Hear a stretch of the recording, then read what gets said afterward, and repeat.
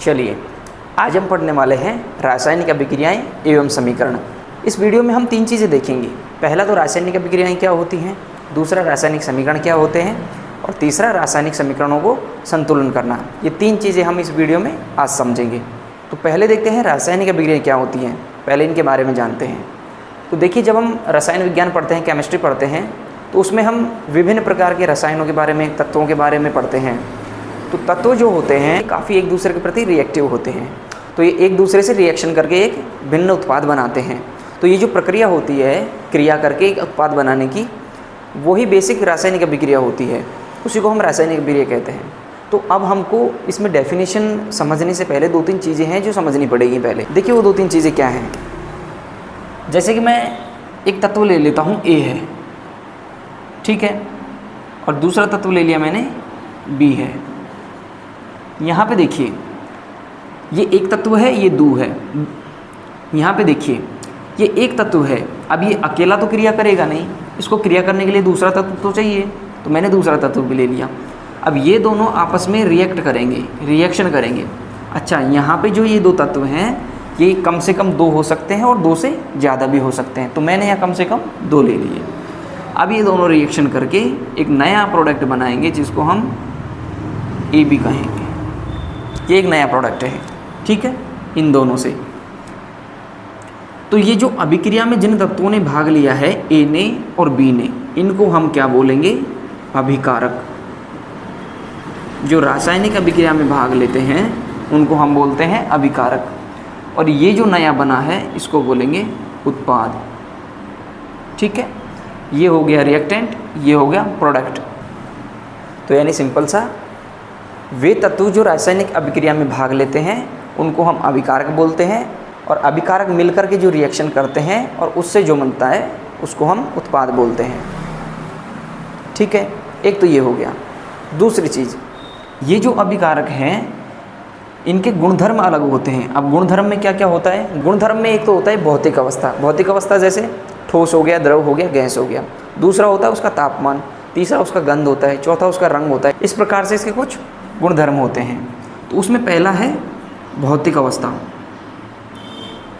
भौतिक अवस्था, भौतिक अवस्था में क्या क्या हो गया, ठोस हो गया, द्रव हो गया, ठीक है, गैस हो गया। ये तीनों अवस्थाएं हैं। यानी ये जो अभिकारक हैं ये इनमें से कोई सी भी अवस्था में हो सकते हैं यहाँ पे, लेकिन ये जब उत्पाद बनेंगे तो इनकी अवस्था चेंज हो सकती है। यानी कि मैं कह सकता हूँ कि जब मैंने A लिया था तो ये ठोस था, और B लिया था तो ये गैस थी। जब ठोस और गैस की मैंने रिएक्शन करवाई तो ये हो सकता है कि ये ठोस ही बने रहें, ठीक है, क्योंकि यहाँ गैस थी तो गैस तो विलुप्त हो गई, इससे रिएक्शन करवा दी, अब ये प्रोडक्ट बना है वो ठोस ही रह गया। यानी यहाँ से अवस्था तो परिवर्तन हुई है B वाले की। तो यानी भौतिक अवस्था चेंज हो सकती है उत्पाद में, ठीक है, पहला तो ये। दूसरा, तापमान परिवर्तन हो सकता है, यानी इन अभिकारकों का तापमान कुछ और हो सकता है, उत्पादों का तापमान कुछ और हो सकता है उत्पाद बनने के बाद में। तीसरा, रंग परिवर्तन हो सकता है। चौथा, गंध परिवर्तन हो सकता है। यानी यहाँ पे अभिकारकों का रंग कुछ और था, गंध कुछ और थी, और उत्पाद बनने के बाद में रंग और गंध में परिवर्तन हो गया। तो ये कुछ गुणधर्म हैं जो परिवर्तित हो सकते हैं। तो अब देखिए यहाँ पे हमने क्या क्या देखा कि कुछ तत्व हैं जो अभिक्रिया में भाग ले रहे हैं, उनको हम क्या बोल रहे हैं, अभिकारक, और जो उनसे बन रहा है उसको हम बोल रहे हैं उत्पाद। पहली चीज़ तो ये हो गई। दूसरी चीज़, ये जो अभिकारक हैं ये कम से कम 2 तो होंगे ही अभिक्रिया में भाग लेने के लिए, 2 से ज़्यादा भी हो सकते हैं, और ये जो उत्पाद बनेगा ये कम से कम 1 तो होगा ही, क्योंकि जब 2 तत्व रिएक्शन कर रहे हैं तो कम से कम 1 उत्पाद तो बनेगा ही। ऐसा थोड़ी ना होगा रिएक्शन किया और कुछ भी नहीं बना, गायब हो गए, ऐसा नहीं होगा। दोनों रिएक्ट करेंगे और 1 उत्पाद तो कम से कम बनेगा, ज़्यादा भी बन सकते हैं। तीसरी चीज़ देखो, इन अभिकारकों की अवस्था परिवर्तित हो सकती है। ये अभिकारक यहाँ कुछ और अवस्था में थे, जब उत्पाद बने तो अवस्था परिवर्तित हो सकती है। तापमान परिवर्तन हो सकता है, रंग परिवर्तन हो सकता है, गंध परिवर्तन हो सकती है। अब इस सारे मैटर को मिला के हम रासायनिक अभिक्रिया की डेफिनेशन बनाएंगे। तो वो कैसे बनेगी, देखो देखिए यहाँ से शुरुआत करते हैं। जब 2 या 2 से अधिक अभिकारक, यानी कम से कम 2 तो होंगे ही, 2 से अधिक भी हो सकते हैं, जब दो या दो से अधिक अभिकारक मिल करके एक भिन्न रासायनिक गुणधर्म वाले, यानी भिन्न रासायनिक गुणधर्म, ये जो गुणधर्म हैं, ये रासायनिक गुणधर्म हैं, ये परिवर्तित हो सकते हैं और इनसे भिन्न हो सकते हैं। तो क्या बोलेंगे हम, जब दो या दो से अधिक अभिकारक मिल करके भिन्न रासायनिक गुणधर्म वाले उत्पाद का निर्माण करते हैं, यानी इस उत्पाद के रासायनिक गुणधर्म अभिकारकों से भिन्न होंगे। दो या दो से अधिक अभिकारक मिल करके भिन्न रासायनिक गुणधर्म वाले उत्पादों का निर्माण कर सकते हैं। यहाँ हम उत्पाद बोलेंगे, उत्पादों बोलेंगे, क्योंकि एक भी बन सकता है, दो भी बन सकते हैं, कितने भी बन सकते हैं। तो यहाँ बोलेंगे उत्पादों। दो या दो से अधिक अभिकारक मिल करके भिन्न रासायनिक गुणधर्म वाले उत्पादों का निर्माण करते हैं, इसे ही हम रासायनिक अभिक्रिया कहते हैं। ठीक है, तो आपको समझ आया होगा रासायनिक अभिक्रिया किसे कहते हैं। ये हो गई रासायनिक अभिक्रिया की डेफिनेशन। तो मैं यहाँ पे लिख देता हूँ इसको हटा के यहाँ से। ठीक है,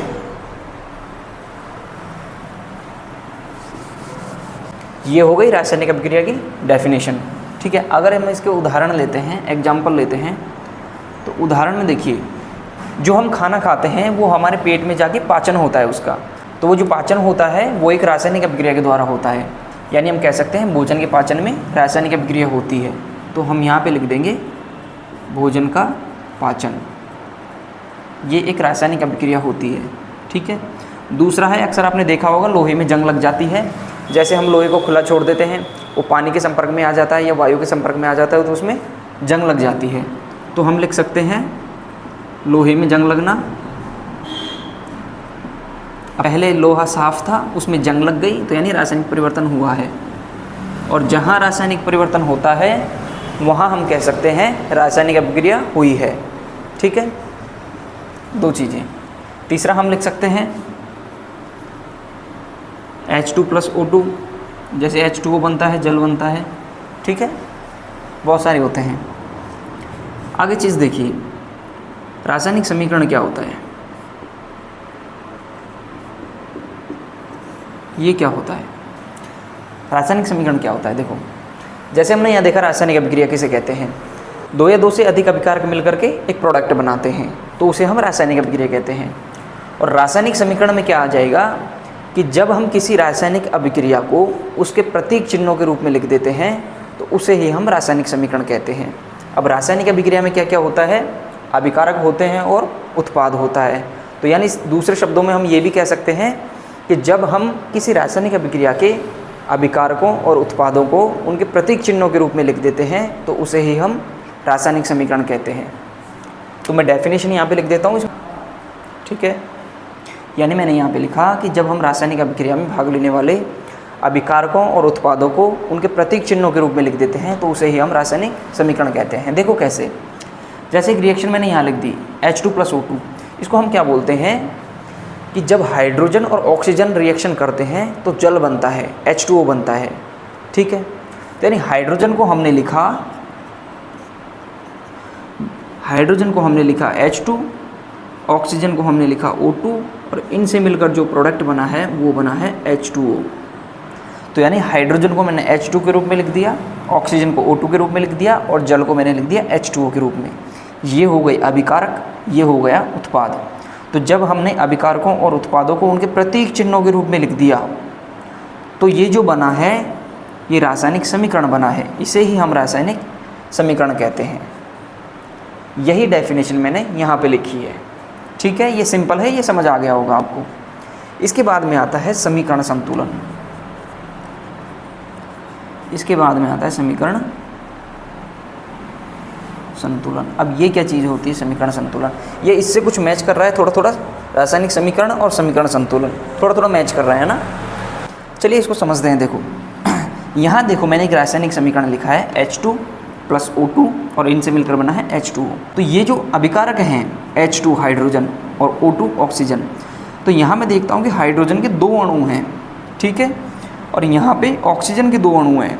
लेकिन जब मैं उत्पाद में देखता हूँ तो यहाँ पे हाइड्रोजन के तो 2 अणु हैं, लेकिन ऑक्सीजन का एक ही अणु है। लेकिन जब हमने अभिकारक लिए थे तो 2 अणु लिए थे ऑक्सीजन की, जब उत्पाद बना है तो एक ही रह गया। यानी यहाँ पे ऑक्सीजन के 2 हैं, यहाँ पे ऑक्सीजन का 1 रह गया। यानी ये असंतुलित है, संतुलित नहीं है ना, बराबर नहीं है। अभिकारक में और उत्पाद में अणुओं की संख्या बराबर नहीं है।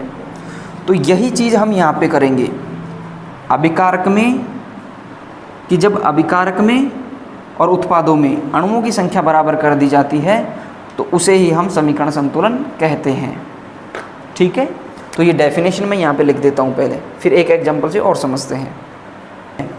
यानी मैंने यहाँ पे क्या लिखा है, जब किसी रासायनिक अभिक्रिया में अभिकारकों में उत्पादों में अणुओं की संख्या बराबर कर दी जाती है तो उसे ही हम समीकरण संतुलन कहते हैं।